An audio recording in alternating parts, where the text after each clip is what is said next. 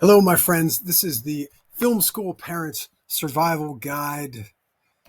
I appreciate you being here and listening to this. This is sponsored by Real Talk. I'm going to give it to you straight so that you can make the best decision possible. Who is this for?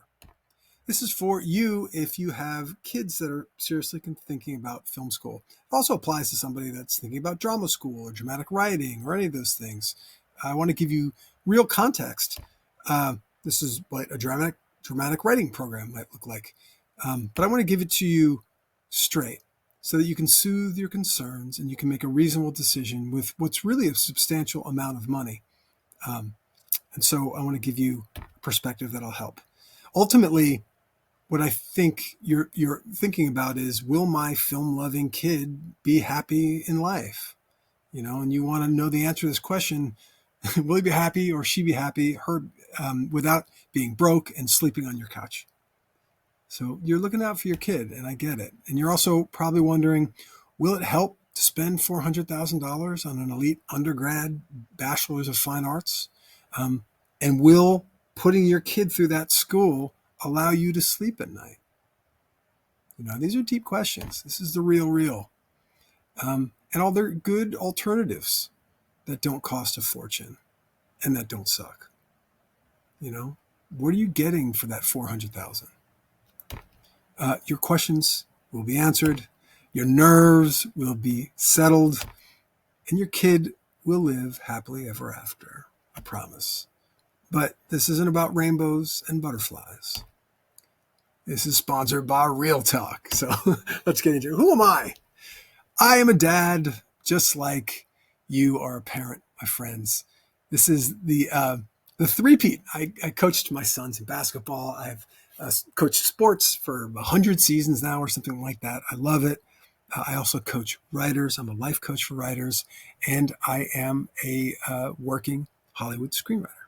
And I love them all, whether it's literally coaching a youth game or coaching another screenwriter or writing a movie. I love it. I love it. I love it. And I'm giving you this presentation as one parent to another. I want you to make a really good decision for you and your child. Not my opinion, really you and your family. And so this is family to family. And that is me. When I had some hair back when I was at NYU many years ago. This, my friends, was me shooting my NYU senior thesis film. We had we went out to the beach on Long Island, and I was shooting a giant keg party scene for this NYU senior thesis film, and 50 people standing around ready for this thing, the climax of my movie, and the cops show up. Hey, where's your permit? What permit? So this is me sweet talking my way past the cops. Although I don't know if this guy on the right thinks I'm much of a sweet talker. It worked out. They let me shoot. And that film won the Best Screenplay Award that year from NYU. After that, I've created a bit of a body of work. I've written 40 screenplays, made 50 shorts, wrote, directed, produced 2 indie features. I have 1 million views online from content that I've created, and I'm in the Writers Guild. And so a lot of you are probably wondering, how competitive is it? Well, if you look at Major League Baseball or football or basically any professional level league, they're competing. You have a shot at being in the bigs, in the professional ranks, if you're one of the best athletes in that sport of the generation. You want to get into Hollywood, get into the Writers Guild, you have to be one of the best storytellers of 3 generations. So it's statistically harder than playing a professional sport. That's how competitive it is. Talking about 100,000 screenplays written every year. So that's how competitive. It's not for the faint of heart. You guys, if anybody saw Orange is the New Black, this is Alicia Reiner. She's awesome. She was in my last feature film. She played Fig, the warden. Anyway, she's amazing. Okay. I'm also a teacher of the craft. As I said, I like to coach writers, and it comes from this fascination with the craft and just helping other writers. As I went to NYU, like I said, I've taught 1,000 students when I was teaching at UCLA Extension for 5.5 years. And then I left because I like to make a really big impact on people.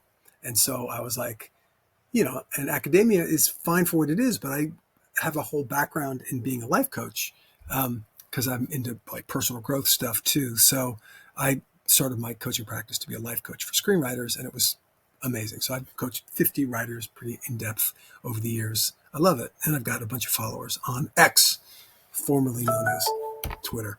Okay. The big insight I want you to take away from this video is your kid's going to be okay.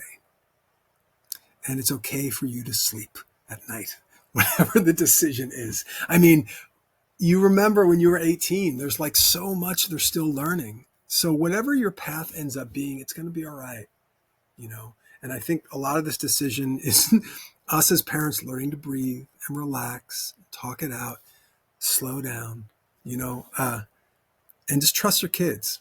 You know, they're gonna be okay, even if they make a decision and they change their minds, you know?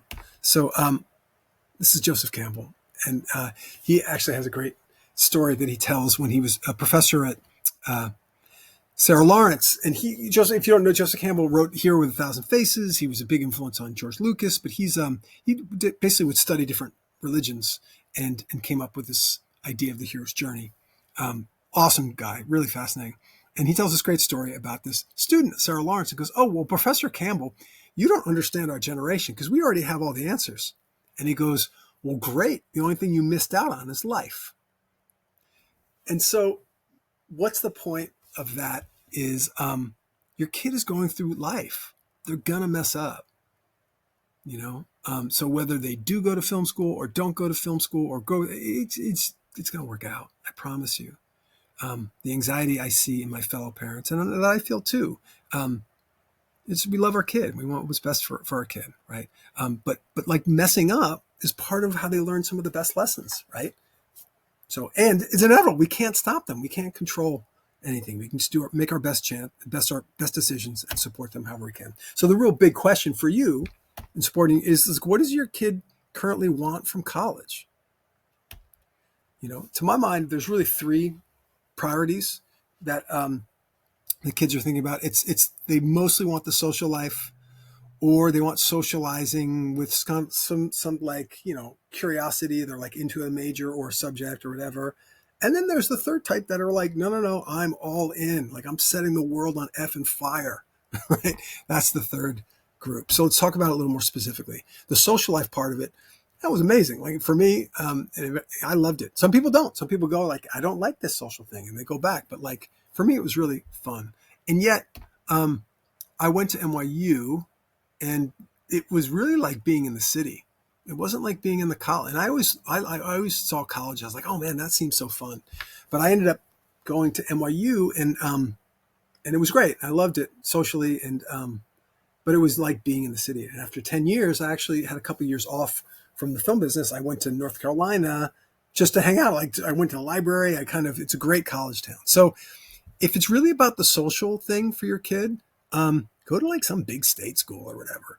They have a big football team or basketball team. And you're like, it doesn't matter what you study, you just hang out with other people and you have fun.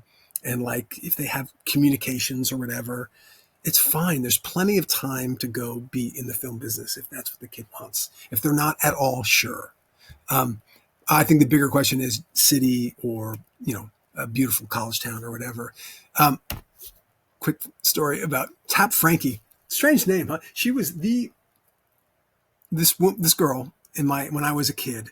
She was a grade ahead of me. She was impossibly attractive. And I was so insecure.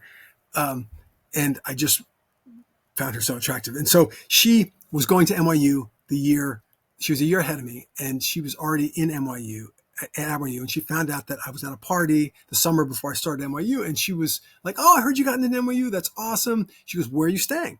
I go, "Oh, I'm staying in the dorm, Washington Square West, she's like, "Don't worry, I can get you out of there. You want to be in an apartment." And what was fascinating is the last thing I wanted to be was an apartment. Like I was scared of New York, and I wanted the college experience. And yet, so I also couldn't bear to be honest and tell her, because I just didn't want her to think I was scared. So I was like, "Oh yeah, that sounds great. Like you can maybe talk and we can." So she basically said she was going to try to get me out of the dorm. And of course I never called her, and I just was totally embarrassed. But the point is, at 18, like, what do you like? I just didn't know. I knew I wanted to study film because I was all about it, and I knew I actually could play. I played soccer at NYU, so that was a big decision for me. I wanted a college experience, and that's not what I got at NYU, but best film school in the world, and I got to play at NYU. I was considering really NYU or SVA, School of Visual Arts, also in New York, and so that was my decision.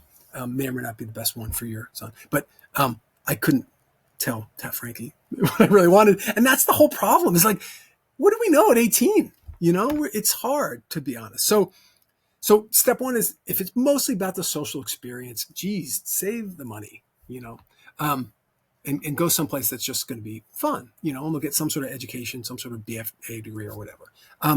Segment two is really people that are into socializing and curiosity. So to me, it's like, no, they don't just want to go to any sort of college and have college experience. They're really into some sort of subject, sort of, you know, like the best part, like if this is their person, probably like Harvard or the Ivy League, if you can get into it, because you're going to be great conversations and fascinating people and whatever. You have the college experience, but like your major doesn't matter that much. But this is kind of the segment. There was, when I went to NYU, half the people there like were in this category and should not have been there. They're spending a lot of money, and they weren't like all serious about filmmaking. They just were like, I didn't want to go to a real school. I just wanted to watch some movies. And so to my mind, they were really kind of wasting their time, their money. I mean, I'm sure it was fine. Again, everybody's going to turn out just fine. But like, if you're in that second segment that you're really just kind of curious about, you know, you've kind of dabbled a little bit, like you're probably better off going anywhere but the top film schools. NYU. Like if you're going to go to NYU or USC, like go study something else there, you know? But like, it's expensive to go, whatever. But I would say, I mean, these to me are the top 3 film schools. Like you don't need to go there unless you are all in, you know? And in that case, and even in that case, like I can give you some support. So let's talk about that. Let's say your kid is in that third segment. They are all about it. Like this is the, you know, young athlete that's heading for the pro. Like that's like somebody who's all about it. That to me is the people that are really potentially a match for the elite film schools. And they're really prepping for this dream career. This is a picture of PTA, Paul Thomas Anderson, went to NYU the same year that I did. Although the difference was he got there for 1 week and was like, this is ridiculous, and left.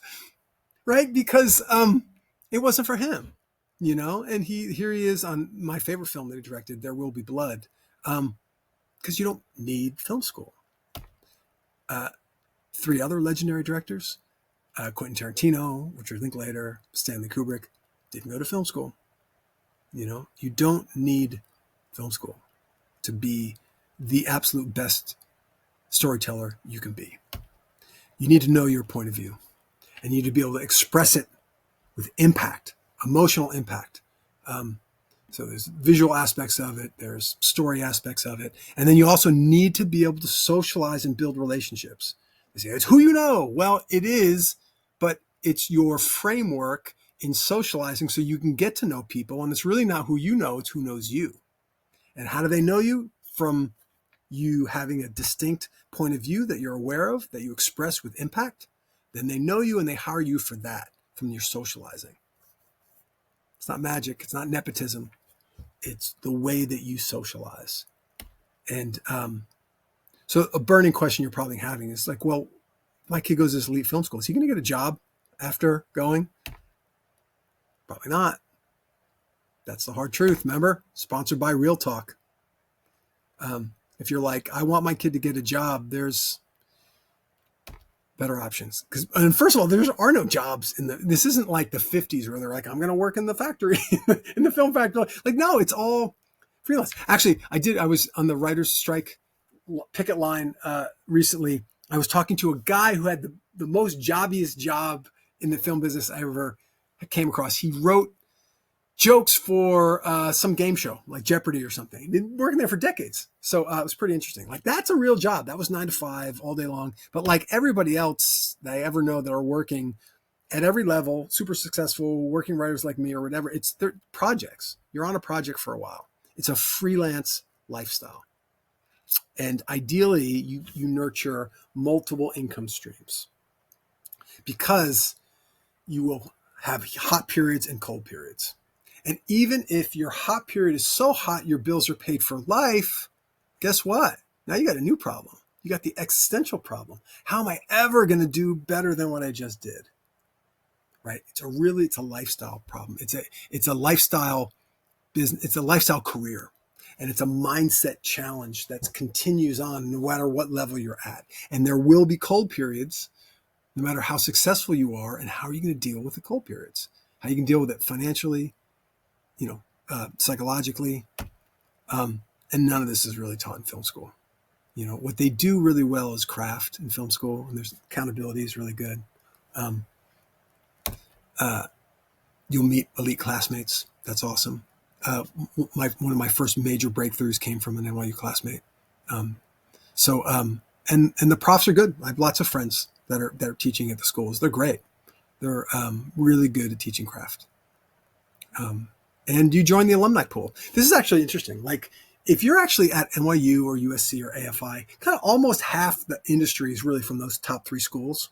And then all the other ones, whatever. But partly because so many people went there, it doesn't really mean that much. People, especially if you tried to get into those schools and you couldn't, there's a bit of that looks great. But it means something, but not that much in my experience. And actually, if you were to go to like a top 20 school, but not a top 3, like, Full Sail or Chapman or whatever, that not really the top, but like those people tend to bond a little bit more, because they're not one of the big 3. And then sometimes those alumni groups are a little bit tighter, but whatever. You're not going to, because it's so exclusive, you get people who, those admissions people are trying to pick the people that they think are the strongest storytellers of the generation, but they bring in 100 people. So anyway, who knows? All right. One thing you guys have probably already noticed if you've done any sort of conversations is that when you speak to like the admissions reps, you get one story. If you speak to any professors, it'll give you to you straight, you're getting another story. I actually have never met a professor that's like, yeah, this is a good deal, and I would send my kid to this school. Now, that's not a completely fair assessment, and I'm sure some professors totally would. But the ones that I spoke to wouldn't, why they just said, look, you can spend that money by having the kids just, survive for a couple of years, take that money, make it into a project. Now, the thing is, those professors have already been there themselves, and we kind of discount our own experience. So who knows if, but just know that the admission reps are, you look at those reps, those stats, they're not good because it's a freelance business, So within BFA, you're more qualified for some sort of income stream while you're developing your ability to do it at a professional level. So there's value in the BFA, but it's a lot of money. So you want to be really careful about investing that money. And so a burning question I'm sure you're having is, how do I know if my kid is serious enough for these elite film schools? Do I know, is he really, he or she in it for the right reasons, or are they, and my answer to that is the ones that are right for it, they're thinking about it all the time and they make stuff. I made 50 short film experiments before I even got to NYU. One of the most successful people in my class also, he and I met first night, we hit it off. We went up to the dorm, showed each other our movies from high school. We both had made like dozens and dozens of stuff, right? Like if you're not doing, and then half the people at NYU weren't like that. Some people were all in, they weren't. So my invitation to you is don't even consider it unless your kid is like all about it all the time. So let's say you're like, yeah, my kid is all about it all the time. How do you prep for that dream career? So the film school it's good. Like if you have the money, it really is probably the best option, right? At least in part. It's just really expensive. But like it's a one-stop shop. You meet really good people. The curriculum's fine. It's there's a lot of really great benefits. So if you got the money and the resources, go for it. And by the way, if you got the money and the resources, what else are you spending your money on that's more important, right? So like if you got the money, spend it. It's a great spend. But if you're taking out a loan, you got to be careful. One way that really gets a lot of value is go to community college or other college and then transfer up. Then you get the degree and you get some of the things and then whatever. So that's a nice way to save a significant amount of money. You can do online programs for like almost nothing, or some ones that are anything. There's a whole variation of different levels of online programs. You can just study the craft for free on YouTube. I mean, Tarantino did it by studying movies, when you're learning the craft, there's things you need people to talk about it. You need a feedback loop. There's things you need, but like you can piece things together, especially these days. And my favorite of all, I'm biased because I'm a coach, is professional coaching. Not just from me, but some person that you believe in, that you trust, because it customized. It can be so customized to your exact kid's style, what they want. Do they want to do content? Do they want to do long form screenwriting? Do they want to do short films? Do they want to do all of it? Are they not sure? Really good coaches can completely customize it to your certain situation. And ultimately, it's really about knowing your point of view, expressing it with impact, and having a framework to actually socialize so that you get on people's radars and you keep getting hired over and over again because you're awesome and you're a good person to work with. So one thing you can do, whatever your decision is, elite film school, not, or whatever, you can hire a coach to help the kid create a portfolio, to prepare for create a portfolio to get into those schools. Once the kid's accepted, you can actually work with them to start really defining their point of view, because they're not going to do that. And the elite film schools are basically teaching like principles, but they're not really teaching you to get work. And you want to drill down on what your point of view is and what your personal brand is. A coach is really good for that. And then while you're in film school, they're not, again, helping you nurture an audience. Getting a coach, the best thing you probably could do, no matter what you're doing, is ultimately you want to build an audience. And the internet allows us to serve our audience directly. So doing that as soon as possible, with or without film school, is the most important thing you can do. That's the asset that's going to pay dividends your whole life. And if you don't know how to do that yourself, get a coach. It's the fastest way possible. And then getting work after school. You have some of the film schools actually have pretty good placements. They're there trying to get you internships and stuff like that. But it's not like you're not going to get a job. You just, so again, it helps. You have alumni, blah, blah, blah, but like, it's not like, that's not what's going to help you sleep at night. What helps you sleep at night is just trusting your kid, and they're going to work it out no matter what happens. And then if you're had some of these doubts about film school anyway, then just consider alternatives, whatever it is with people that you trust. So the summary is that elite film schools I think are really good if you've got full dedication, like the kid is all in, and you got the money. Like, what else is more important to spend your money on? Like, do it. I think it's a problem if the kid is anything less than 100% dedicated, or if you're taking a loan. I know so many people that are paying back student debt loans for decades. It's brutal. I do not recommend that. But I don't want you to feel lost in the woods. Like, I've been there. I can help you. Reach out if you want help. If you feel like this was helpful and straight, I can help you, and we can do a consult or something. I can just get a sense of what your situation is, where your kid's at, and how to serve your child the best way possible. And then support whatever it is, whether you're in the film school or out of the film school or getting work after film school. I love it. I love it. I love the game. I've loved every facet of it. And I'd be honored to talk to you about your specific, unique challenges and what we think might be the best for you and your child. All right. That's what I got. Lots of love.